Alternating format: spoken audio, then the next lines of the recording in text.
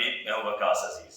میرے عقب میں آپ یہ جو ایوارڈ دیکھ رہے ہیں، یہ ادبزار جو خیبر پختونخوا کی سب سے بڑی ادبی اور معتبر تنظیم ہے، ان کی جانب سے مجھے دیا گیا ہے، اور میں اس ضمن میں جناب ثناء اللہ شمیم صاحب کا بہت زیادہ شکر گزار ہوں، خوشحال ناظر صاحب کا بہت زیادہ شکر گزار ہوں، عامر عائز کا بہت شکر گزار ہوں، اس کے ساتھ ساتھ ادبزار کی پوری ٹیم بشمول احمد خان، آپ سب کا میں تہہ دل سے شکریہ بھی ادا کرتا ہوں، دعا کرتا ہوں کہ یہ محبتوں کا سلسلہ ایسے ہی پھلتا پھولتا رہے۔ ڈیرہ اسماعیل خان میرے لیے ایک طلسماتی ماحول، ایک طلسماتی کیفیت۔ میں جب اسلام آباد سے روانہ ہوا تو میں ایک عجیب ٹرانس میں وہاں جا رہا تھا۔ میرا جانا تھا غلام محمد قاصر، جو 70 کی دہائی کے انتہائی اہم شاعر ہیں، اور میں سمجھتا ہوں کہ ان کے تذکرے کے بغیر اردو ادب کی روایت مکمل نہیں ہو سکتی۔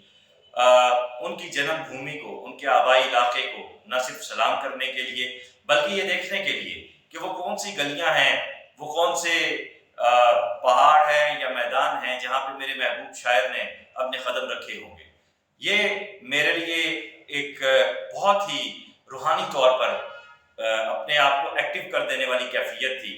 تمام راستے میں ایک سنسنی خیز کیفیت میری رہی۔ غلام محمد قاصر صاحب سے جو میری محبت ہے، اس پہ میں کیا بات کرنا شروع کروں۔ خیر، میں ڈیرہ اسماعیل خان پہنچتا ہوں، خوشحال ناظر بھائی مجھے ڈیمو سے پک کرتے ہیں، اور سب سے پہلے ہم جاتے ہیں جناب طاہر شیرازی، جو منفرد لب و لہجے کے شاعر ہیں، ناول نگار ہیں، چھوٹی بہر میں شعر کہتے ہیں، ان کے ہاں وہاں بہت شاندار خاطر تواضع ہوتی ہے۔ خوشحال ناظر اردو نظم کا ایک بہت معروف نام ہے، اور ہم سب کو ان سے بہت امیدیں ہیں، اور خوشحال ناظر ایک بہت بڑا دل رکھتے ہیں، اور ایک ایسا شخص جس نے اپنے ساتھ کے نوجوانوں کو مکمل ان کی تربیت کی۔ ڈیرہ اسماعیل خان کی ادبی فضا میں جو سیاسی رنگ ہیں وہ ہر جگہ ہوتے ہیں، آپ کو آپ کے سینئر جگہ نہیں دیتے، اور وہ نہ دینا ہی آپ کو آگے بڑھنے میں مہمیز لگاتا ہے، اور آپ پھر اپنی پوری توانائی اپنے شعر پہ صرف کرتے ہیں، اور اپنے شعر کی بدولت آپ آگے بڑھتے ہیں۔ خوشحال ناظر بھائی سے میرا تعلق 2016 سے ہے، اور مجھے خوشی ہے، مجھے بے حد خوشی ہے کہ نوجوانوں کو آگے بڑھانے کے حوالے سے جو کام ہم کر رہے تھے اس میں خوشحال ناظر بھائی ہمارے شانہ بشانہ چل رہے ہیں۔ اور پھر طاہر شیرازی صاحب سے ملنے کے بعد ہم چلے جاتے ہیں اس گھاٹ پہ دریائے سندھ کے ڈیرہ اسماعیل خان میں، جہاں قاصر صاحب اکثر و بیشتر اپنا وقت گزارا کرتے تھے، اور مجھے بڑا میں ایک عجیب ٹرانس میں وہاں پہ چلا گیا۔ وہاں پہ کچھ اشعار بھی ہوئے بڑے منفرد قسم کے، میں وہ وقتاً فوقتاً اپنے سوشل میڈیا پہ وہ شیئر کروں گا۔ وہاں میری ملاقات ہوتی ہے عامر عائز سے، وہاں ملاقات ہوتی ہے رضوان عالم سے، اچھا وہاں پہ قاضی جواد آتے ہیں، اس کے بعد وہاں دیگر دوست بھی آتے ہیں، چونکہ میں بھلکڑ ہوں۔ اچھا وزیرستان کے، وہ وزیرستان والے جو شاعر ہیں، کیا نام ہے ان کے نوجوان مسعود، وہاں آپ کے ڈیرہ اسماعیل خان عدنان طاہر۔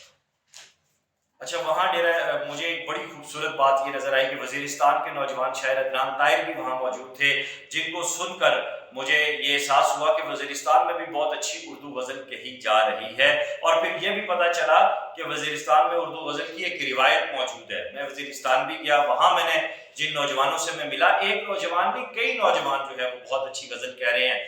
پھر اسی طرح ہم شام کو ثناء اللہ شمیم گنڈا پور صاحب کی ان کی ہمراہی میں ہم جو ہے شاہ جی کے پاس گئے، ان کی بہن کی ہم نے فاتحہ کی، وہاں بیٹھے۔ شاہ جی صاحب کا جو میں نے انٹرویو کیا، انجمن ترقی پسند مصنفین کے صدر ہیں ڈیرہ اسماعیل خان کے، بہت اچھے نثر نگار ہیں، آٹوبایوگرافی آپ کی چھپ چکی ہے، آپ نے اردو ادب کی تاریخ پہ کام کیا ہے، اور بڑی زبردست وہاں گفتگو ہوئی۔ وہاں سے پھر ہم خوشحال بھائی کے گھر آئے، مہمان نوازی کی انتہا کر دی خوشحال بھائی نے۔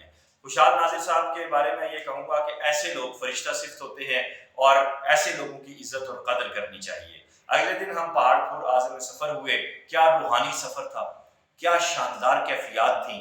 ڈیرہ اسماعیل خان سے جب ہم پہاڑ پور کی جانب نکلے، شہر سے دونوں جانب گرین فیلڈز تھیں، کھجوروں کے جو درخت ہیں ایک رو میں، اور میں نے کہا کہ قاصر صاحب نے ان خوبصورت وادیوں میں آنکھ کھولی ہے تو ایسے خوبصورت شاعری تو انہوں نے کرنی تھی۔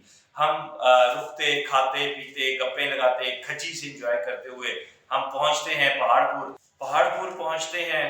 پہاڑ پور میں ہماری ملاقات بہت سے دوستوں سے ہوتی ہے، اور مفلس چاچا کا میں ذکر کروں گا، انہوں نے جس طرح انٹرویو دیا قاصر صاحب کے حوالے سے، ان کی بہت ہی پیار بھری معصوم ادائیں وہ میرے دل پہ قائم ہو گئیں، نقش ہو گئیں۔ اللہ تعالیٰ انہیں صحت والی زندگی عطا کرے۔ تمام دوستوں کا فرداً میں شکریہ ادا کرتا ہوں جو مجھے وہاں ملے، کیونکہ ویلاگ میں اتنا ٹائم نہیں ہوتا کہ میں سب دوستوں کا نام لوں، اس لیے اسکرین پر بھی آپ سب دوستوں کا نام دیکھ رہے ہیں۔ ان سب کا بہت شکریہ کہ انہوں نے ہمیں پہاڑپور وزٹ کروایا، اور قاصر صاحب کے میں اسکول گیا جہاں سے انہوں نے ابتدائی تعلیم حاصل کی۔ میں ان گلیوں میں گھوما، اپنے محبوب شاعر کے لمس کو محسوس کیا، ان کی زندگی، ان کی سانسوں کو میں نے اپنی آنکھوں سے دیکھنے کی کوشش کی، ایک تصور مجھے وہاں دکھائی دیا۔ وہاں سے پھر ہم بلوٹ کی جانب نکلے۔ بلوٹ ایک الگ تاریخ رکھتا ہے، کافر کوٹ کا قلعہ ہے، وہاں پہ مخدوم علی رضا صاحب سے ملاقات ہوئی، ان کے انٹرویوز بھی میں شیئر کروں گا، ان کی مہمان نوازی کی بھی میں جتنی تعریف کروں وہ کم ہے۔ واپس ہم پھر ڈیرہ اسماعیل خان آئے۔ ڈیرہ اسماعیل خان میں اگلے دن میرے اعزاز میں مشاعرہ تھا، اور پھر مجھے سرپرائز کیا گیا اس ایوارڈ کے ساتھ اور کیش انعام کے ساتھ، جس کے لیے میں ثناء اللہ شمیم گنڈاپور صاحب سے لے کر پوری ٹیم کا، پورے ڈیرہ اسماعیل خان کا میں شکر گزار ہوں۔ یونائٹڈ بک شاپ پہ ہم گئے، وہاں پہ جس طرح ہماری خاطر تواضع ہوئی، وہاں پہ جس طرح ہمیں ترابی صاحب اور دیگر دوستوں نے ویلکم کہا۔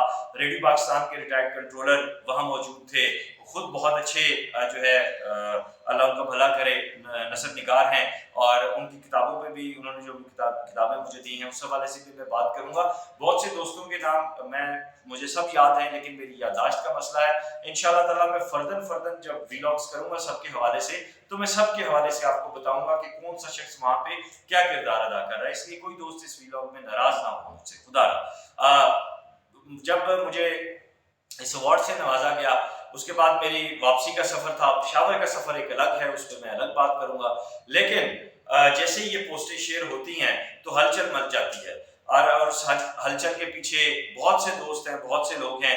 اللہ ان کا بھلا کرے، اللہ ان کے جو یہ ایک دل میں حسد ہے، نفاق ہے، کدورتیں ہیں، میں تو دعا کروں گا وہ ختم ہو جائیں۔ اور میں نے اسی لیے براہ راست، وہاں ایک دوست ہے، ان کو یہ گلہ ہے کہ انہوں نے اپنی کتابیں مجھے بھیجی تھیں، تو میں وہ کتابیں کھا گیا، تو میں ان کو مخاطب کر کے یہ کہوں کہ ان دنوں جس طرح اگر میں کتاب، آپ کی کتاب ڈیرہ اسماعیل خان میں کسی دوست کو دوں اور کہوں کہ یہ سب کو بانٹ دو، اور میرے والد صاحب اسپتال میں پڑے ہوں، میں خود شدید پریشانی کے عالم میں ہوں، اور وہ دوست آگے سے اس سے کہیں مسپلیس ہو جائیں، تو اس کا یہ مطلب نہیں ہے کہ میں اس دوست کی کتابیں کھا گیا ہوں۔ وہ وہیں سے آپ کا ظرف بھی نظر آ گیا، اور مجھے یہ بھی پتہ چل گیا کہ آپ ڈیرہ اسماعیل خان میں بیٹھ کے شہر سے ہمدردیاں، بالخصوص لاہور سے ہمدردیاں کیسے سمیٹتے ہیں، اور آپ کے ذہن کے پیچھے کون سی شیطانیت ہے۔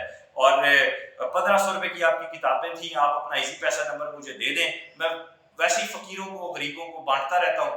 آپ کا تو حق بنتا ہے، آپ نے بہت سارا کام کیا، تو یقین جانیے کہ میں بے خبر نہیں ہوں آپ کی شرارتوں سے، میں صرف اور صرف لحاظ کر گیا ہوں کہ میں نے ڈیرہ اسماعیل خان کا نمک کھا لیا۔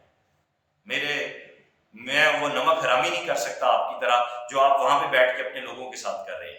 تو خیر، تلخ و شیریں ساتھ ساتھ چلتا ہے۔ میں یہاں پہ ڈیرہ اسماعیل خان کے مشہور مندر کے جو پنڈت ہیں، ان کے حوالے سے میرا ویلاگ میرے وقاص عزیز آفیشیل پہ آئے گا۔ مجھے دیکھ کر بڑی خوشی ہوئی وہاں پہ مذہبی رواداری کے حوالے سے، جب انہوں نے بتایا کہ ہم مل کر یہاں پہ ہولی مناتے ہیں اور یہ ساری چیزیں، یہ کیا ہی سپر کلاس، سپر فائن قسم کی چیز تھی، وہ الگ ویلاگ آئے گا۔ تو دوستو، ڈیرہ اسماعیل خان سے میں اتنی محبتیں سمیٹ کر آیا ہوں، شاید میں اپنی آخری سانس تک لبالب ہو چکا ہوں۔ اللہ تعالیٰ سلامت رکھے ثناء اللہ شمیم گنڈاپور صاحب کو، بہت قداور شخصیت ہیں، بہت کھلے دل کے خاندانی آدمی ہیں، بہت اعلیٰ پائے کے شاعر ہیں، اور انتہائی کمیٹڈ ترقی پسند ہیں، انتہائی کمیٹڈ نظریاتی آدمی ہیں۔